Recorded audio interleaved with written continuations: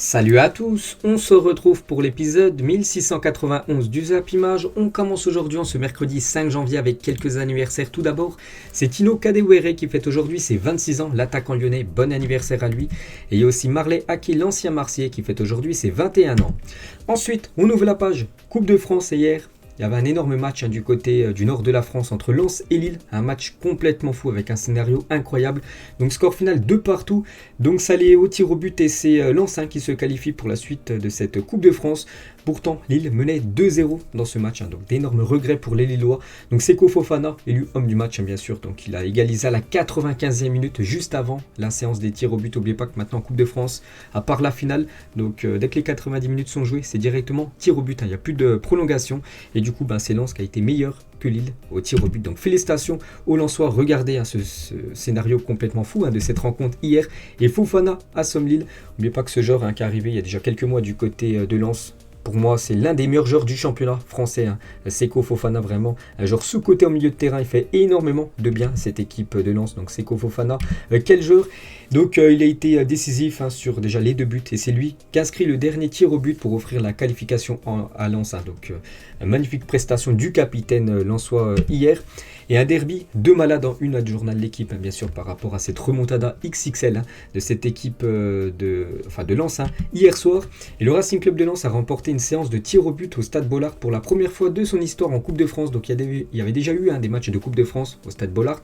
Et souvent, quand Lens allait au tir au but, souvent Lens perdait. Là, c'est la première fois qu'ils s'imposent en Coupe de France dans leur stade au tir au but. Donc voilà, une première historique pour le Racing Club de Lens. Et pour finir les gars sur ce match hier, donc illustration de l'application de la jauge des 5000 spectateurs ce soir lors de Lens-Lille. Donc vous savez qu'en France maintenant, il y a des jauges maximum 5000 personnes. On peut voir, regardez comment sont mis les supporters lensois, tous regroupés, alors qu'avec le Covid, bien sûr, il faut avoir quasiment 1 mètre d'espace entre chaque supporter. Donc voilà, c'est pas ouf comment ils ont été mis hier, mais bon, bien sûr, c'est les stadiens qui les ont placés comme ça. Mais bon, en gros, ça sert à rien du tout d'avoir des jauges et que les supporters soient aussi regroupés. Et du coup, on peut voir tous les autres résultats de ces 16e de finale de Coupe de France. Donc, quasiment tous les gros se sont qualifiés pour les 8e de finale. Il y a eu quelques surprises, peut-être la défaite de Rennes au tir au but contre Nancy, bon dernier de la Ligue 2, sinon quasiment toutes les grosses équipes françaises se sont qualifiées. Du coup, vu qu'il y a beaucoup de clubs de Ligue 1, donc du coup, on connaît déjà le tirage au sort des 8e, et du coup, il y a de gros chocs entre deux clubs de Ligue 1. Donc Marseille jouera contre Montpellier en gros choc. Le Paris Saint-Germain jouera contre l'équipe de Nice. Lens, par exemple, qui s'est qualifié hier soir, jouera contre l'AS Monaco, ou Nantes contre l'équipe de Brest. Donc voilà le programme des 8e de finale de cette Coupe de France. Les matchs sont prévus fin du mois. On prend cette fois-ci la direction de l'Angleterre. Donc ce soir en Angleterre, c'est la première demi-finale de la Carabao Cup, donc en gros la coupe de la Ligue anglaise. Donc c'est entre Chelsea et l'équipe de Tottenham. Donc ce soir c'est match aller, match retour, c'est la semaine prochaine, parce qu'en Angleterre les demi-finales c'est match aller plus match retour. Donc voilà, c'est ce soir du côté de Londres. N'oubliez pas que les deux clubs sont dans la ville de Londres, donc c'est un derby. Ce soir ce Chelsea, Tottenham, et demain c'est l'autre demi-finale entre Liverpool et Arsenal. Et Liverpool a demandé le report de son match aller de demi-finale de la Coupe de la Ligue avec Arsenal jeudi après plusieurs cas positifs de Covid-19 au club. Donc pour l'instant, ils ont fait une demande à la fédération anglaise de reporter leur match, leur demi-finale aller demain contre Arsenal, parce qu'il y a beaucoup de cas Covid actuellement du côté de Liverpool. Donc pour l'instant, la fédération anglaise n'a toujours pas répondu. Mais voilà, ce match pourrait être reporté. Ensuite, direction l'Espagne, on va parler de la Coupe du Roi. Et hier, c'était la première affiche des 16e de finale. L'Espagnol Barcelone a joué contre une équipe de division inférieure. Et l'Espagnol, sans souci, se qualifie pour le 8e de finale. Et on peut voir la suite de la Coupe du Roi. Il y a encore des matchs aujourd'hui, encore quelques matchs demain. Donc en grosse équipe, bien sûr, le Barça se déplace ce soir à Linares, du côté de à 19h30 plutôt. Et Alcoyano reçoit le Real Madrid ce soir à 21h30. N'oubliez pas que Alcoyano, dans le passé, il y a quelques années, ils avaient éliminé le Real Madrid en Coupe du Roi, donc attention aux Madrilènes. Et là, une journal Marca aujourd'hui par rapport à ce match ce soir. Donc le titre, Madrid va boire un verre, donc du côté de Alcoyano. Donc bien sûr un match piège pour les Madrilènes. Et Ancelotti l'a dit, nous faisons nos débuts dans cette Coupe du Roi qui est très important. Notre objectif est de remporter cette compétition. En théorie, nous sommes supérieurs à notre adversaire. Mais il faudra être concentré pour espérer passer au tour suivant. Bien sûr, on sait que souvent, lors des coupes, Coupe de France, Coupe du Roi en Espagne, il y a souvent des surprises. Donc attention bien sûr au Real de ne pas se faire sortir dès leur entrée en lice en Coupe du Roi. On peut voir les convoqués pour le match ce soir. Donc on peut voir comme quelques absents de marque. Karim Benzema ne figure pas dans la liste des joueurs. Donc il est laissé au repos pour ce match. Bien sûr avec lui qui enchaîne quasiment tous les 3 jours un match du côté du RAL. Donc pour l'instant un peu de repos pour Benzema. La même chose pour Modric lui aussi qui est écarté du groupe ce soir. Et du coup on peut voir la compo probable pour ce match ce soir. L'une devrait commencer au cage. Marcelo. En défenseur gauche, Alaba, Militao, Vasquez, Casemiro, Kroos, Valverde et devant Hazard, Mariano Diaz et Rodrigo. Voilà, ça devrait être ça ce soir. Normalement, la compo probable pour le Real Madrid. On va parler de Ancelotti qui est ravi des performances de Peter Federico et il est très probable qu'il sera titulaire contre Alcoyano demain. Donc d'après la compo probable, pour l'instant il n'y a rien d'officiel, voilà c'est ça, mais on ne voit pas Peter Federico, un jeune joueur qui commence à s'imposer dans l'équipe première. Bon c'est pas un titulaire mais voilà, il commence à avoir de plus en plus de temps de jeu et pourrait peut-être commencer titulaire ce soir, donc à voir, où on le verra certainement rentrer en cours de jeu. Et l'entraîneur plutôt c'est le capitaine d'Alcoyano, il a dit nous n'aurons plus l'effet de surprise, le Real Madrid c'est parfaitement l'adversaire qu'il aura face à lui, donc cette équipe de Alcoyano. Mais au final c'est un match à 11 contre 11, nous avons déjà éliminé le Real Madrid, nous pouvons le refaire, j'ai dit il y a 4-5 ans, donc Alcoyano avait éliminé cette équipe du Real, donc attention aux Madrilènes. Et suite aux mesures sanitaires, il n'est plus possible d'échanger son maillot après les matchs en Espagne. Donc alors, le Real Madrid a proposé aux joueurs d'Alcoyano, donc une équipe de 3e division espagnole qu'ils vont affronter en coupe ce soir, de leur envoyer une liste des maillots qu'ils veulent. Et on peut voir que beaucoup ont demandé le maillot de Karim Benzema. Pourtant, Benzema ne jouera pas ce soir. Je vous ai dit, il n'est pas dans le groupe, mais 90% des joueurs de l'équipe de Alcoyano ont souhaité recevoir le maillot de Karim Benzema. Voilà, pour vous dire l'importance de Benzema, la légende. Karim Benzema du côté du Real. Quasiment tous les joueurs de l'équipe adverse veulent son maillot ce soir. Il y a aussi le Barça qui joue ce soir, c'est à 19h30, 2 heures avant le match du Real Madrid. Donc c'est contre une équipe de 3e division également, donc c'est contre l'équipe de Linares. C'est vrai que le match est diffusé sur l'équipe l'équipe TV, l'équipe 21, n'oubliez pas qu'ils diffusent les matchs de Coupe du Roi. Donc voilà, le match du FC Barcelone ce soir, il va falloir confirmer leur victoire obtenue contre Mallorca il y a quelques jours. Et là, une Journal Sport aujourd'hui, un Copa des Reyes, donc la Coupe du Roi. Bien sûr, on peut voir Dani Alves qu'on parlera après. On peut voir la compo probable pour ce soir. Donc Dani Alves devrait commencer titulaire ce soir, ça devrait être son premier match du côté du Barça dans une compétition officielle avec du Aroro, l'anglais, Alba. Donc c'est quand même la grosse équipe avec De Jong, Jutgla devant et Stanis. Je connais pas, c'est un ailier gauche. Mais sinon voilà, milieu et défense, c'est quand même une grosse équipe bien sûr pour le FC Barcelone. N'oubliez pas que le Barça a gagné la dernière édition de la Coupe du Roi. Donc l'objectif c'est de conserver son titre. Donc Xavi, hier en conférence de presse, il a dit la Coupe du Roi est un objectif comme tous ceux que le Barça joue. En plus nous sommes les tenants du titre et nous voulons à nouveau soulever ce trophée, bien sûr, la Coupe du Roi. Il parle de Dani Alves, c'est en grande forme, nous avons besoin de son intensité, de ses passes, de ses centres, de ses montées, de son talent, c'est un grand joueur, il s'entraîne vraiment bien et va beaucoup nous apporter pour la suite, on va voir ce soir ce que ça va donner, Dani Alves. Et il parle de Ter Stegen qui devrait normalement commencer remplaçant, voilà, c'est des matchs de Coupe du Roi, donc souvent c'est le gardien remplaçant qui goal pour ces matchs-là. Et Ter Stegen est un des meilleurs gardiens du monde, son arrêt décisif à Mallorca va lui permettre de reprendre confiance, il avait placé la barre tellement haute au cours des dernières années que c'est dur de faire toujours aussi bien sûr pour le gardien allemand. Et Xavi attend un effort d'Ousmane Dembélé pour rester au Barça, donc Dembélé je ne sais pas si dans le groupe, parce que j'ai pas vu le groupe du FC Barcelone. Je crois qu'il a toujours le Covid, donc bien sûr s'il a le Covid, il ne sera pas là. Dembélé, mais vous savez qu'avec sa prolongation de contrat, c'est quasiment à l'échec. Donc Xavi sur Dembélé, hier, il a dit « J'attends qu'il fasse un effort, c'est le meilleur projet sportif pour lui.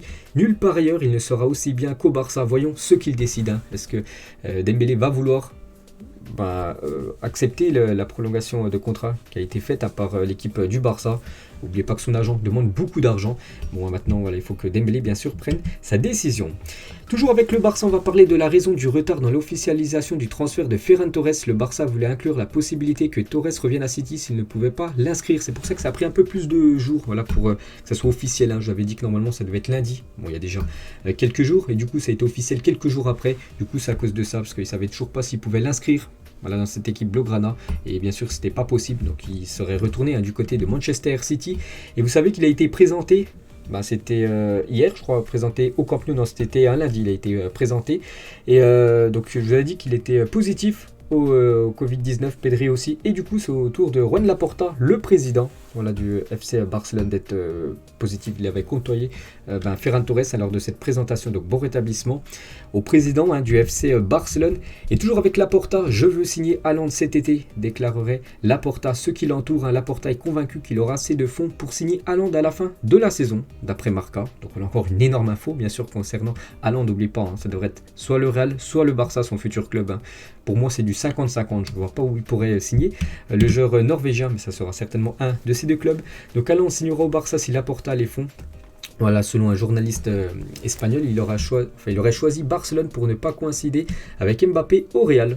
Donc voilà pourquoi il aurait choisi plutôt Barcelone que le Real Madrid. On peut voir qu'il fait de nouveau la une du journal Mundo Deportivo en Espagne. Haaland s'il y a l'argent. Voilà, une de ce journal bien sûr. Et avec Erling Haaland au Barça et Mbappé au Real Madrid, le Classico redeviendrait bouillant. Bien sûr, ce serait bien parce que là, on sait que c'est un petit peu descendu en intensité les derniers Classicos. Mais c'est vrai qu'avec Haaland, Barça, Mbappé au Real, les Classicos pourraient retrouver leur saveur. Toujours avec le Barça, on va parler de quelques joueurs qui pourraient quitter le club. Tout d'abord, Umtiti qui a refusé l'approche du Fenerbahçe et attend un club majeur en cas de départ. Le Barça commence à perdre patience avec lui. Donc Fenerbahçe voulait le recruter pendant ce mercato hivernal. Il a refusé, il préfère un club bien plus huppé que l'équipe du Fenerbahçe. Donc voilà. Concernant les infos concernant Umtiti, concernant Coutinho, veut quitter le Barça cet hiver pour jouer la Coupe du Monde. Voilà, il sait qu'il va devoir énormément jouer avant la Coupe du Monde pour pouvoir être dans le groupe de Tite, pour jouer cette future Coupe du Monde au Qatar. Donc Newcastle est toujours intéressé. Il y a aussi Arsenal qui veut un prêt de Philippe Coutinho avec une option d'achat de seulement 10 millions d'euros. Je pense pas que le Barça va vouloir. Concernant Depay, il zappe Barcelone. Le Néerlandais a retiré sa photo de profil où on le voyait porter le maillot du club catalan, et il a également retiré sa bio où il se présentait comme un joueur du Barça, ne laissant qu'un lien vers son site internet personnel. C'est vrai que Memphis Depay, je crois qu'actuellement il est blessé, mais voilà, il n'arrive pas, on peut dire, du côté de Barcelone. C'est vrai qu'il avait en photo de profil sur son compte Instagram le maillot du Barça, et du coup là depuis quelques jours il a enlevé ce maillot, il a mis cette photo là. Voilà, c'est plutôt compliqué actuellement la situation de Depay du côté du club Blaugrana. Des nouvelles de Braithwaite qui n'a pas chômé durant le temps de sa convalescence. Incroyable prise de masse de la part du Danois. Vous savez que depuis quand même quelques temps il est blessé. On peut voir qu'il a fait beaucoup de musculation. On peut voir qu'il a pris quand même en masse musculaire. Braithwaite qui va être de retour très prochainement avec l'équipe du FC Barcelone. On peut voir les minutes jouées des joueurs du Barça en Liga. Donc le joueur qui a le plus joué depuis le début de la saison, c'est Busquets, plus de 1585 minutes après le match contre Mallorca. Deuxième, c'est Ter Stegen. On peut voir, je sais pas, Piqué 1204 minutes. Donc des joueurs qu'on joue très peu, comme Pedri, seulement 152 minutes pour Pedri qui a été quasiment blessé toute la saison. Carlo Ancelotti sur le prochain mercato estival. Ce club est toujours prêt, la saison prochaine est déjà préparée. Cela me paraîtrait peu professionnel qu'un club comme le Real Madrid n'ait pas anticipé. Voilà un gros mercato la saison prochaine, en fin de saison. Et Giovanni Brancini, donc c'est un agent italien très proche de Carlo Ancelotti, il a dit. Donc après je ne sais pas si c'est vrai ou non. Ces derniers jours, le Real Madrid est revenu à la charge pour avoir Mbappé tout de suite et a offert 50 millions d'euros au Paris Saint-Germain pour recruter Mbappé dès le mercato cet hiver. Donc bien sûr ça se fera pas. Voilà, le Paris Saint-Germain ne va pas lâcher Mbappé, surtout. Voilà, imagine Mbappé rejoint le Real Madrid, il jouerait contre le Paris Saint-Germain lors de la double confrontation contre bien sûr le PSG en Ligue des Champions. Mais voilà, le PSG aurait pu récupérer 50 millions d'euros dès janvier, bien sûr, s'ils auraient accepté l'offre du Real Madrid, bien sûr. Ça va jamais se faire. Voilà, Mbappé ne viendra pas au Real Madrid en janvier, il terminera la saison au PSG et sera au Real Madrid en juin prochain. Le PSG a déjà montré qu'il n'était pas vendeur, et l'idée du Real Madrid de recruter gratuitement le joueur le plus cher du marché, actuellement bien sûr Mbappé, qui devrait normalement bien sûr rejoindre à cette équipe du Real en fin de saison. Concernant Rudiger, et sauf retournement de situation, ça c'est comme un coup de théâtre, le Real Madrid ne signera pas Antonio Rudiger qui réclame 11 millions de salaire annuel. Donc le recrutement de Rudiger est écarté par le Real. Les discussions avec le joueur et son agent n'ont pas été concluantes. L'une des raisons serait économique puisqu'il réclamerait, je vous ai dit, quasiment 12 millions net par an. Le club est très satisfait de la charnière Militao-Alaba. Donc pour l'instant, voilà, d'après les dernières infos, Rudiger pourrait ne pas aller du côté du Real, alors qu'on en parlait beaucoup quand même ces dernières semaines. Après dans le foot, tout reste possible, bien sûr, il peut signer au Real, il peut signer aussi au Paris Saint-Germain, parce que le PSG est intéressé par le défenseur allemand. On revient 6 ans, jour pour jour en arrière. Zinedine Zidane a été nommé entraîneur du Real Madrid. La légende française, l'unique coach de l'histoire à avoir remporté 3 Ligues des Champions consécutives. Regardez ce palmarès incroyable de Zidane du côté du Real. 3 fois la LDC, c'est le trophée qu'il a le plus remporté, c'est incroyable. 2 Ligas, 2 Super Coupes d'Espagne, 2 Super Coupes d'Europe et 2 Coupes du Monde des clubs pour Zizou du côté du Real en tant que coach. On va parler de Toni Kroos, voilà, qui a fêté son anniversaire hier. Un petit merci, parce qu'il y en a beaucoup qui m'ont souhaité mon anniversaire aussi, vu que je suis né le même jour que Toni Kroos hier dans les commentaires, donc merci à vous. Donc bref, la précision des passes de Toni Kroos n'est jamais tombée en dessous de 92% en Liga pour le Real Madrid. Donc voilà, par exemple 2018-2019, 93% de passes réussies pour Toni Kroos, c'est incroyable. Donc là, c'est en Liga. Et si on regarde en Ligue des Champions, c'est pareil. Je sais pas, 2018-2019, quasiment 94% de précision de passes pour Toni Kroos. Des stats incroyables. Certainement l'un des meilleurs milieux de terrain de l'histoire du football. Ensuite, on revient un an jour pour jour en arrière et tout était vrai, d'après ce Twitter ActuFoot, parce que le 5 janvier 2021, donc il y a un an jour pour jour, il tweetait « La proposition que vous m'avez faite, je ne l'accepterai pas. Au Paris Saint-Germain, ils m'ont dit qu'ils feraient une équipe avec moi et avec Messi. Voici ce qu'aurait déclaré Sergio Ramos à Florentino Pérez. » Donc c'était il y a un an jour pour jour, donc avant personne n'y croyait, voilà, c'était des rumeurs, voilà, c'était n'importe quoi. Et on peut voir qu'un an plus tard, c'est vrai, Ramos a rejoint le Paris Saint-Germain, Messi a rejoint le Paris Saint-Germain, donc ce qu'avait dit Sergio Ramos il y a un an, tout était vrai. Incroyable cette déclaration. Et une très bonne nouvelle pour le Paris Saint-Germain, parce qu'on peut voir que Messi est de retour à Paris après avoir été testé négatif au Covid. Vous savez qu'il était positif au Covid depuis quelques jours. Et hier soir, il a pris l'avion, direction Paris, pour revenir dans son club, bien sûr, le Paris Saint-Germain. Donc voilà, très bonne nouvelle pour le PSG et pour Léo Messi. Il pourrait peut-être jouer contre Lyon dimanche, ce match de Ligue 1. Et donc du coup Messi n'a plus le Covid, mais Donnarumma lui a le Covid, pourtant il a joué le match contre l'équipe de Vannes lundi soir. Bon rétablissement au gardien italien. Et quelques infos sur Mbappé. Depuis son arrivée au Paris Saint-Germain, Mbappé est impliqué dans 226 buts en 196 matchs, incroyable, 150 buts et 76 passes décisives, on peut voir tous les buts qu'il a marqués, donc 150 avec le PSG, 27 avec Monaco et 24 avec les Bleus, et en 309 matchs, voilà, donc je vous ai dit les stats juste avant, on peut rajouter aussi 15 titres individuels et 13 titres collectifs pour Kylian Mbappé. Et Mbappé il a dit à ce qu'on peut me souhaiter pour 2022. La santé, le bonheur et plein de titres avec le PSG et l'équipe nationale. Bien sûr, je pense à la Ligue des Champions avec le Paris Saint-Germain. Et bien sûr, la Coupe du Monde avec l'équipe de France. Et toujours avec le PSG, donc à la fin du match, la moyenne d'âge des joueurs du PSG était de 21,09 ans, donc contre l'équipe de Vannes à la fin du match, parce que Pochettino a fait rentrer pas mal de jeunes joueurs, donc voilà, c'est vraiment la future génération. Du côté du Paris Saint-Germain, on peut voir que le PSG a laissé l'intégralité de la recette à Vannes après le match de Coupe de France. Normalement, ils devaient gagner 70 000 euros pour se qualifier pour les huitièmes, donc ils ont donné les 70 000 euros à cette équipe de Vannes. Et toujours avec le PSG, ouvert sa nouvelle boutique sur l'avenue des Champs-Élysées, 2 fois plus grande que son précédent shop officiel. Le club a d'ailleurs fêté l'ouverture de cette boutique officielle en dévoilant une nouvelle collab PSG Tango Hotel plus Crash. Donc voilà quelques photos très rapides les gars de la nouvelle boutique du côté du Paris Saint-Germain, qui est 2 fois plus grande avec le PSG. Bien sûr, ça grandit partout, que ce soit niveau du club, niveau sportif ou bien sûr niveau commercial, bien sûr, avec toutes les ventes des produits du PSG. Et toujours avec le Paris Saint-Germain, donc hier, vous vous souvenez, je vous ai montré pas mal de championnats. Si on additionnait saison après saison, quelle était la meilleure équipe qui avait cumulé le plus de points. Donc j'avais montré les gros clubs européens, mais je n'avais pas montré la Ligue 1. Et la Ligue 1, on peut voir que c'est l'équipe de Marseille, bien sûr, avec plus de 4068 points, qui devancerait l'équipe de Bordeaux, et devant l'équipe de Saint-Etienne 3e, Monaco 4e, Lyon 5e, le Paris Saint-Germain pas dans le top 5. Côté Pays-Bas, c'est l'Ajax, bien sûr, qui devance ce classement devant le PSV et Feyenoord de 3e. Côté Portugal, c'est le Benfica, la meilleure équipe à avoir pris le plus de points, devant Porto Sporting 3e. Et côté turc, c'est Fenerbahçe qui devance le Galatasaray et le Beşiktaş 3e. Une petite info concernant Benjamin Mendy, donc il est transféré dans l'une des pires prisons d'Angleterre. Benjamin Mendy actuellement toujours en prison. Donc le Sun, donc un journal anglais, indique que Benjamin Mendy, accusé de 7 viols en Angleterre, a été transféré le 23 décembre dernier dans l'une des prisons les plus violentes du pays, située à Manchester. Jusque-là, le Français était incarcéré dans une prison de Liverpool moins dangereuse. Donc voilà, il va passer en jugement dans pas longtemps. Donc voilà, il est dans de très mauvais draps, bien sûr, Benjamin Mendy. Toujours avec son équipe à Manchester City, par rapport à l'année dernière, donc City, ils sont à plus 6 points. Donc l'année dernière, ils avaient 47 points après 21 matchs, et là, ils sont à 53 points. Donc parfait pour Manchester City. La même chose pour Chelsea qui a pris plus 10 par rapport à la saison dernière, au même niveau. Donc actuellement, ils sont deuxième. La saison dernière, au même niveau après 21 matchs, ils étaient 7e du championnat. Plus 10 pour Brighton aussi. Ils étaient 17e la saison dernière. Et là, actuellement, ils sont 9e après 19 matchs, parce qu'ils ont 2 matchs en retard.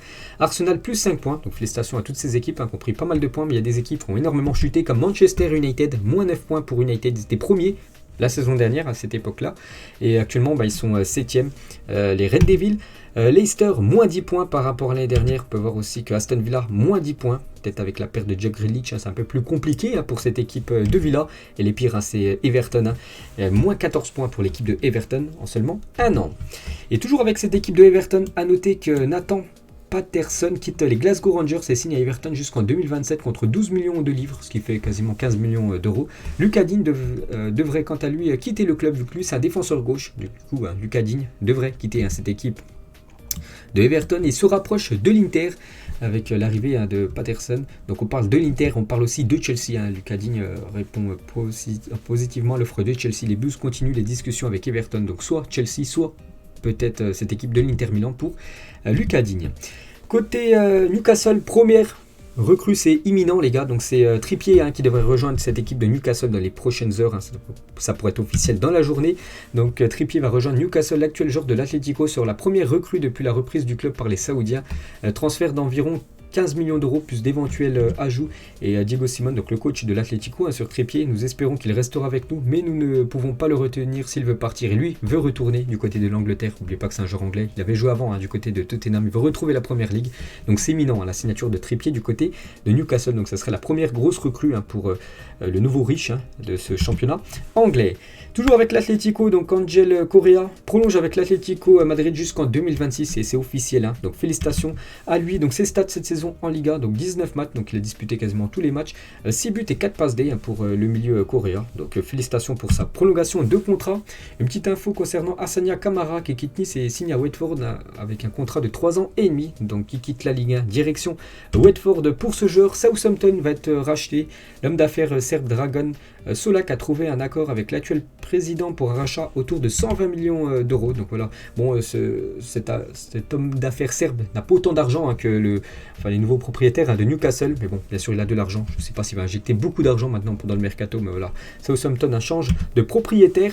Un message de Lukaku. Vous savez que Lukaku récemment a beaucoup fait parler à cause de ses déclarations.